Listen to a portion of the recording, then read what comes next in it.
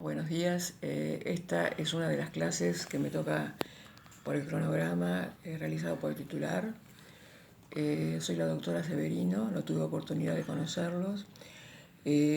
Vamos a hablar de causalidad. Obviamente estamos dentro de los presupuestos de la responsabilidad civil y la causalidad tiene una típica característica con respecto al sentido abstracto de la apreciación, obviamente, de las causas, que obviamente tenemos que estudiarlas desde el punto de vista filosófico, jurídico, y no es solamente privativo del ámbito de la responsabilidad civil, la causalidad.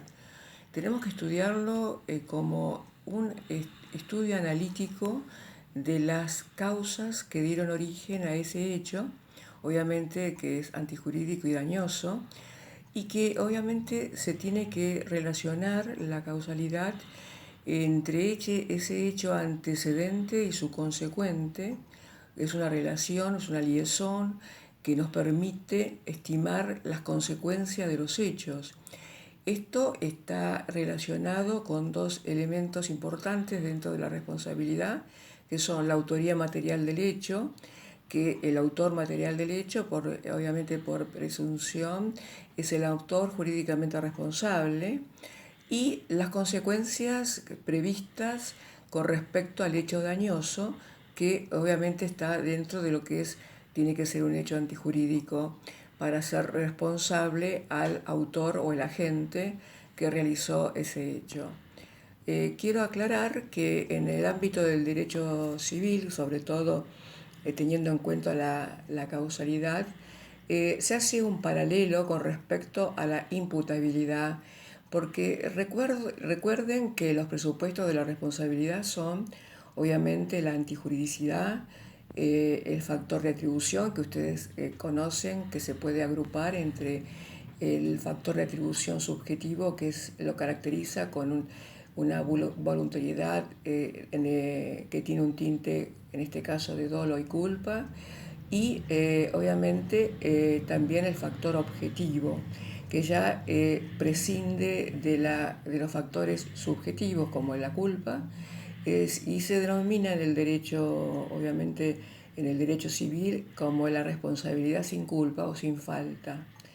Además de eso, tenemos el otro elemento importante de como presupuesto, tenemos la causalidad y tenemos obviamente el daño. Es decir, dados estos presupuestos, se configura la viabilidad de los daños, obviamente de la acción de daños y perjuicios, que nos va a ayudar a nosotros a poder resarcir económicamente al autor o al agente que ocasionó un daño o un menoscabo en el patrimonio o obviamente en los derechos personales en este caso del damnificado. Yo quiero comentarles que también ese paralelo, retomando lo anterior, ese paralelo que hacemos de la causalidad con la imputabilidad, que sería la imputabilidad implica ser el autor material del hecho, es decir, que sea imputable ese hecho. Entonces, en ese paralelo que hacemos, tenemos una diferencia sustancial.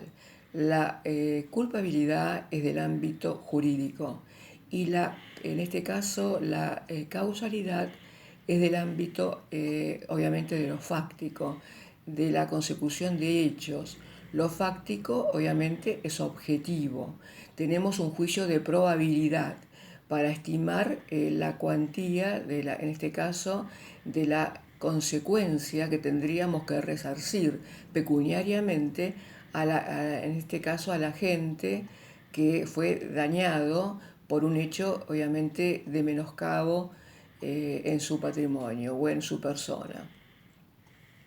La imputabilidad, en este caso, cuando teníamos el código de Vélez-Sarsfield, que quiero aclarar que es importante que sepan que en el actual código, el doctor Lorenzetti, uno de los integrantes de la comisión, obviamente suprimió las notas del código de Vélez-Sarsfield. Lamentablemente, hoy no tenemos vedado la idea de tener una profundización, digamos, del artículo, en cuanto a las notas. Pero más allá de todo eso, quiero comentarles que en el entonces artículo, obviamente, de culpabilidad, que siempre hacemos el paralelo con la causalidad, por la diferencia de apreciación. La culpabilidad es casualmente un elemento que lo apreciamos en concreto. ¿Qué quiere decir eso? En el antiguo artículo 516 del Código de Vélez-Sarsfield, nosotros teníamos la característica de esa conducta, que obviamente las características de esa conducta eran negligencia, desidia, imprudencia, etc.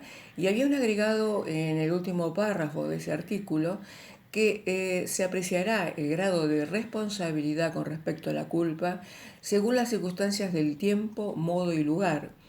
El tiempo y modo y lugar y las circunstancias de la persona, sin tener en cuenta las calidades personales de esa persona. Además de eso, en la nota teníamos el antecedente inmediato, que era el Código Justiniano, además de ser una referencia pequeña con respecto al Código francés.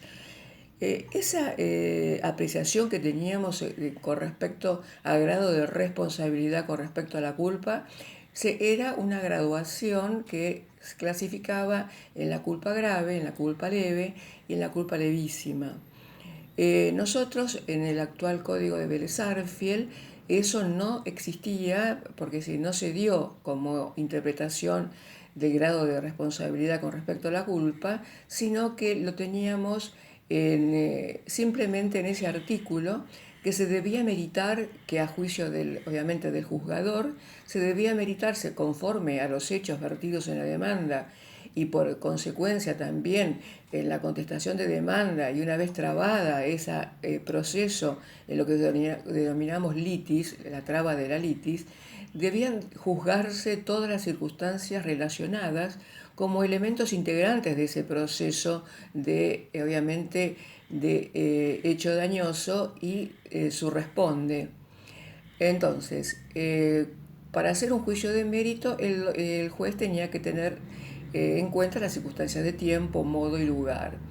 Es así entonces que en el juicio, en el entonces Código de Vélez-Sarsfield, nos hacíamos remisión a los efectos de tener un acabado juicio con respecto al grado de responsabilidad por culpa, a lo que nosotros teníamos antiguamente los artículos 901, 902, 905 y 909 del Código Civil. En esos artículos había todo un relato de la causalidad apreciada en abstracto.